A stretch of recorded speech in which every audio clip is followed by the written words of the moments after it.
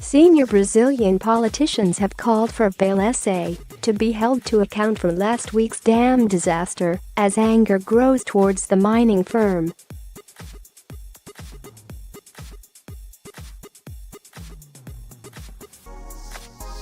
Brazil's Vice-President Hamilton Mourão said those to blame should be punished, and a top prosecutor said executives could be held personally responsible.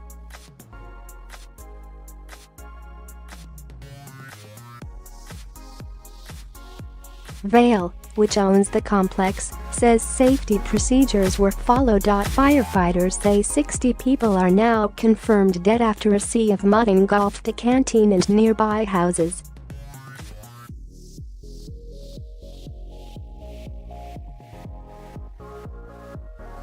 Some 192 people have been rescued near the southeastern town of Brumadinho, but nearly 300 are still missing. Rescuers say they are very unlikely to find more survivors.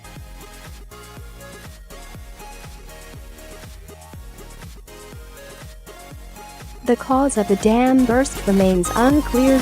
Shares in Vale, the world's largest iron ore producer, fell by more than 20% on the São Paulo Stock Exchange on Monday.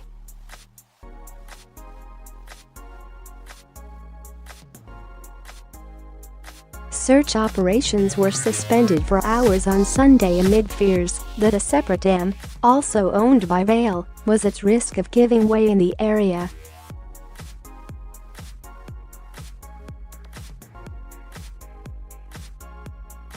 Vice-President Hamilton Mourão, who is standing in for President Jair Bolsonaro as he undergoes surgery, said the government would need to investigate and punish those found responsible for the disaster.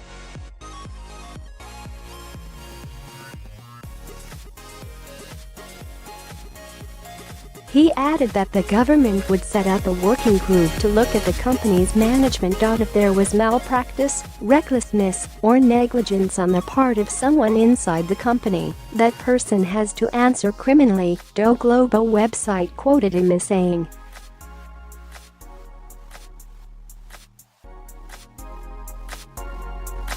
Meanwhile, top prosecutor Raquel Dodge said it was important to hold the company strongly responsible. The mayor of the state capital Belo Horizonte, Alexander Callo, said Vale's board of directors should be in jail.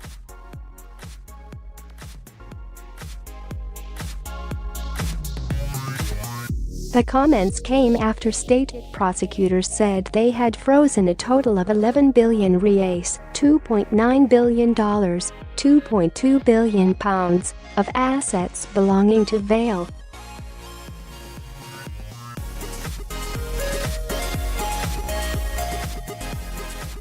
Brumadinho Mayor Ademir Danilo Barcelos has also criticized authorities in the state of Minas Gerais, which he blamed for poor oversight.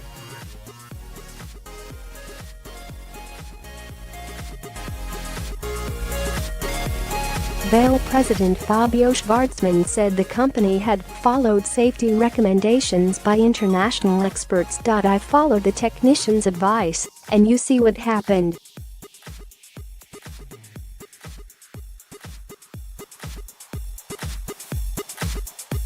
It didn't work, he said in a TV interview. Mr. Schvartzman promised to go above and beyond any national or international standards.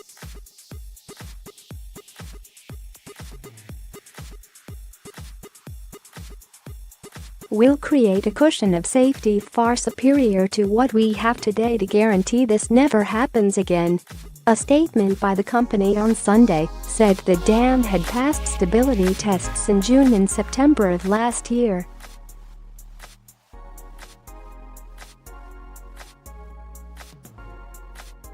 It reiterated that safety at the site had been in accordance with international best practice. The company also says it has suspended payouts to shareholders and executive bonuses.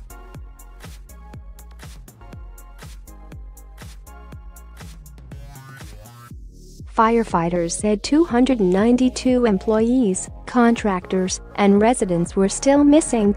So far 19 of the 60 dead have been identified.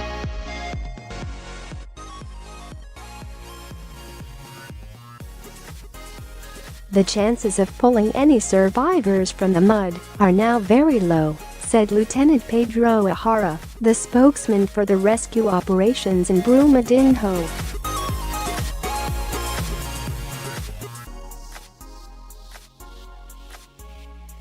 It's very difficult for us to deal with the pain of the relatives and their anxiety, he said. But you may rest assured that we are doing all we can, as though we were looking for our own parents.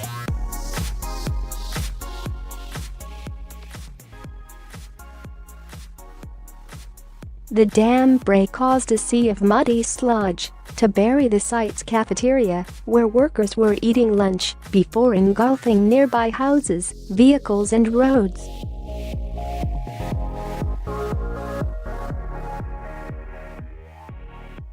Access to the areas is difficult in some places. The mud is up to 15 meters, 49 feet, deep. Search teams have been using helicopters and earth-moving machinery.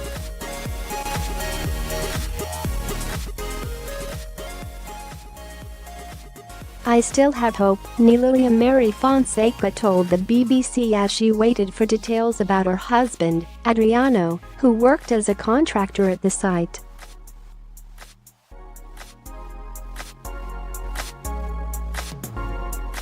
An Israeli group of engineers, doctors and members of the Navy's Underwater Missions Unit has joined the efforts. Unlike dams used for water, tailings dams like that in Brumadinho are used to store byproducts from mining operations.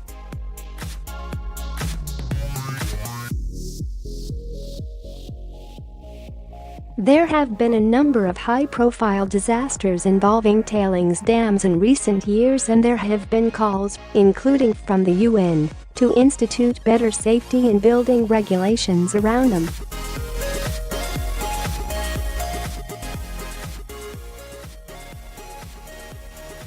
In November 2015, a dam owned by Vale, along with BHP Billiton, burst in Mariana, also in Minas Gerais. It killed 19 people in what was considered Brazil's worst environmental disaster at the time.